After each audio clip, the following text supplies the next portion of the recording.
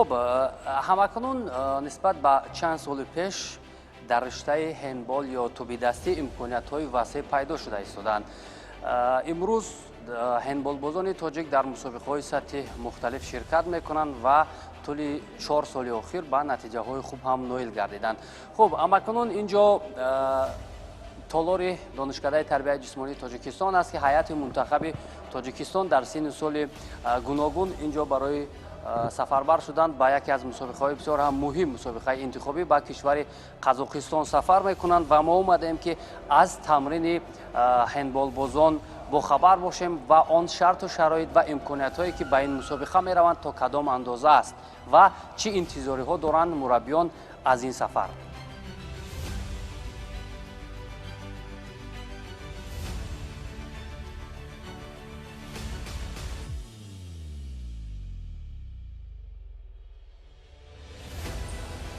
معمولاً وابسته به امکانات و شرایط موجوده پیش از هر یک مسابقه سطحی بین المللی و جهانی در دلخواه نمود ورزش مشق‌های دسته‌جمعی گذرانیده می شود. از مسابقه های قبلی دیده این نوبت برای هندبالبازان وقتی بیشتر جدا کرده شد تا آنها به طور درکاری آماده شوند.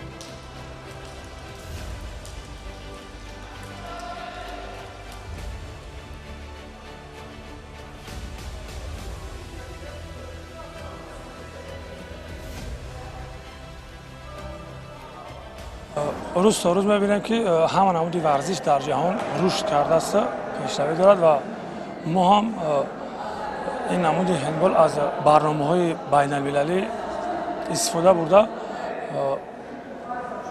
کوشش می‌نماییم که دست‌ها را پرقوت نماییم. آمادگی ما در یک سطح خوب است، بچه‌ها فیزیکشون خوب است و ما بیشتر با آنها تاکتیک و تکنیک کار کردیم که هر یک بازیگر موقع خود رو خوب اشغال کنند.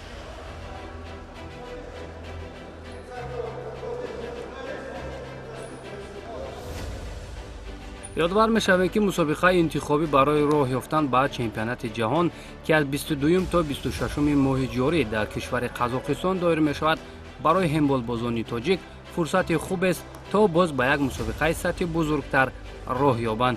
خود بچه‌ها نیز این چیز را خیلی خوب درک نمودند.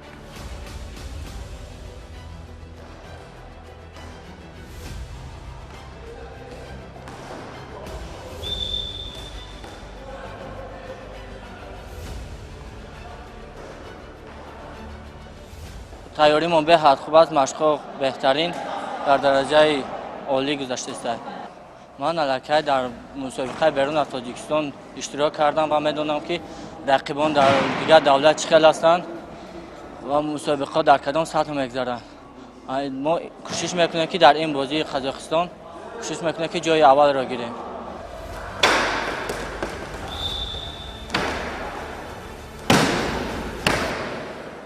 خب ما در آغاز برنامه برای بیننده گفتیم که اینجا سن سال گوناگون تمرین کرده است. اکنون در مورد خود همین مسابقه حرف میزنیم و سن سالی که سفربر میشوند. بله، مسابقه بین المللی این اصلا راحت با گرفتن با چمپیونات جهان میباشد.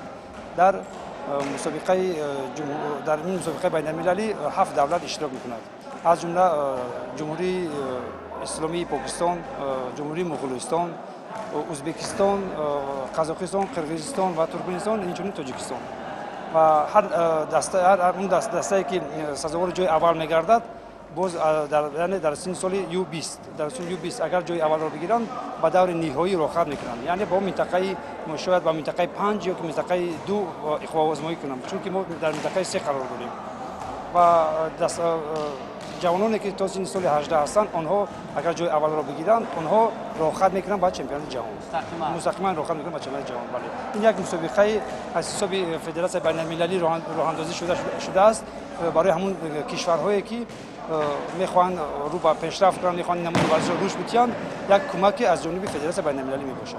سالهای پیش مشاهده میکردیم قریب که یک خودت تنها مربیگی میکردید، هم بچه‌ها رو آماده میکردید، هم به مسابقه سفربر میکردید. امروز دیدیم دیگر مربیان رو هم اینجا دعوت نمودید. در این مورد بگید. بله، ما مدت 10 روز میشه که در شهر دوشنبه با همین ورزشکارانی که از شهر نوی جمهوری تاجیکستان در این مسابقه دعوت شده هستند با دعوت 4 مربی از شهر نوی جمهوری تاجیکستان، یعنی از ولایت ختلان و ولایت سوخت و اینجوری سرمربی دسته منتخب جوانان تاجیکستان از شهر دوشنبه است و من خودم 4 نفر با اینها کار کرده بودم. یعنی علاقه سطح کسبی مربیان هم بلندتر شده است.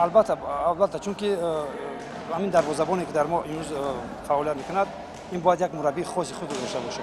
ما مخصوصا برای دروازه‌بان یک مربی از ولایت مختار کستان بدخشان دعوت کردیم که فقط به همین دروازه‌بان ما کار کند و دیگران با 3 مربی که در این در هر موقع مربیان لایق هستند که نه؟ فقط البته با مرور زمان باید هر یک ورزشکار یعنی همون در جاهای منطقه‌ای که ورزشکار بازی میکند در اونجا باید مربی خاص داشته باشد و ما از رو بر پیشرفت هستیم.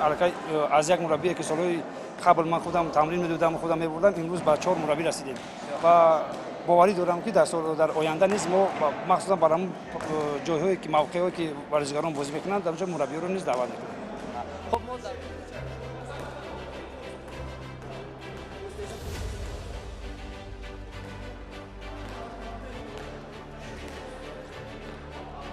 بعد از آنی که مسابقه های داخلی کمی پرقوت کرده شد، در حال از منطقه های گوناگون چهره های نو از خود درک دادند که این روند برای انتخاب بهترین ها کار مربیان را آسان کرد.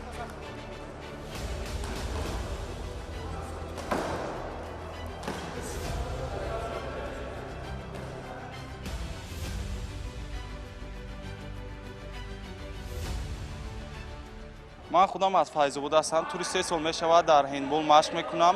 وقتی که ما در چمپیونات تاجیکستان به اینجا اومدیم ما جای یکم رو اشغال کردیم و با مربیان من مخلوط شدم و ما رو به منتخب دعوت کردن. وقتی که ما رو به اینجا دعوت کردن کوشش میکنم که با باوری استادان سزاوار گردم و در اونجا یک بازی خوب رو نشون دهم. این بار اول است که من بیرون از کشور سفربر میشم در هیئت منتخب تاجیکستان. خیلی آرزو داریم که یگام جا بگیریم. وقتی که ما با بیرون از کشور سفر میکنیم میدونیم که در اونجا رقیبانی سرسخت میباشن و ما برای همین آمادگی جدی دیدیم و کوشش میکنیم که نتیجه خوب به دست آوریم.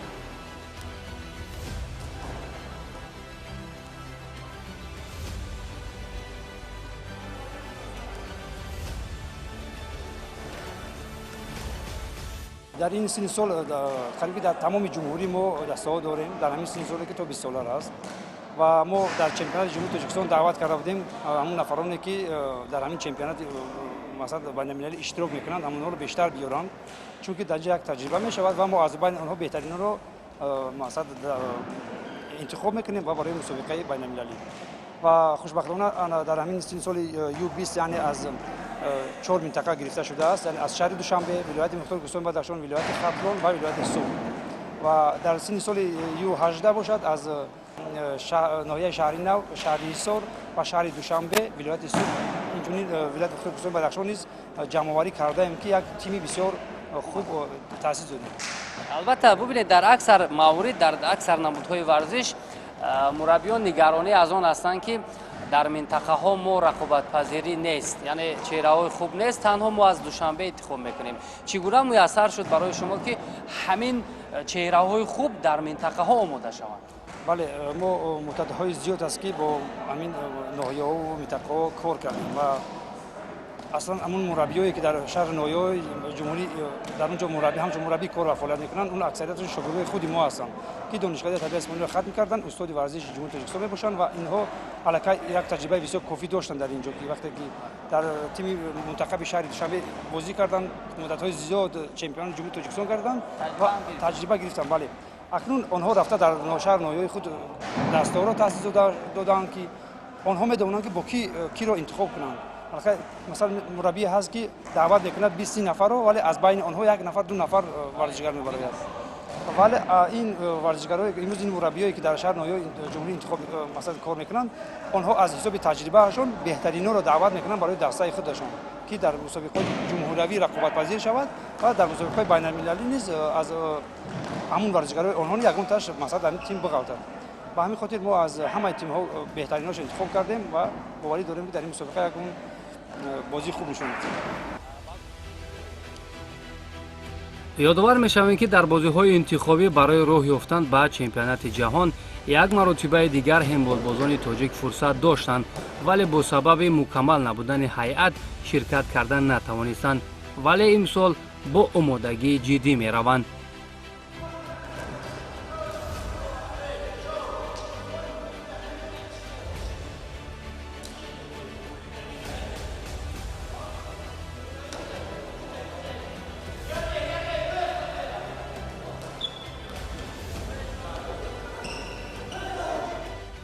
وابسته از اونه که دولت‌های دیگر مقصد چی سخت هستند، ما با یک کوشش با یک مقصد باوری داریم که میبریم. وقتی که باوری داشته باشه مقصد ورزشکار میتواند به یک نتیجه خوب نائل شود.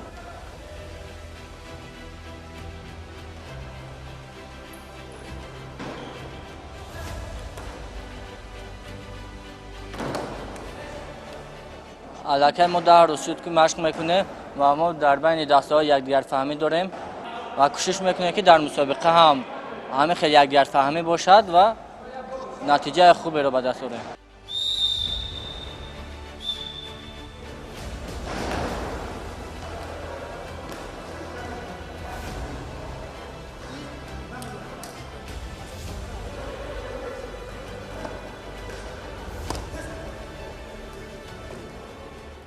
هفتاد فیصد بازی در هندبال از دروازه‌بان وابستگی دارد. از این خاطر دروازه‌بان ما خیلی دروازه‌بان خوب است و مسابقه‌های بین‌المللی اشتراک کرده است و در چمپیونات جمهوری تاجیکستان هم خوب برآمد نمود و ما باز کوشش کردیم که باز خوبتر و بهتر شود. تاکتیک هندبال اگر که ما ندانیم تکنیک کار کردن نمیتونیم. برای هم مهمتر ما اول تاکتیک را باید بیاموزیم بعد تکنیک کار کنیم.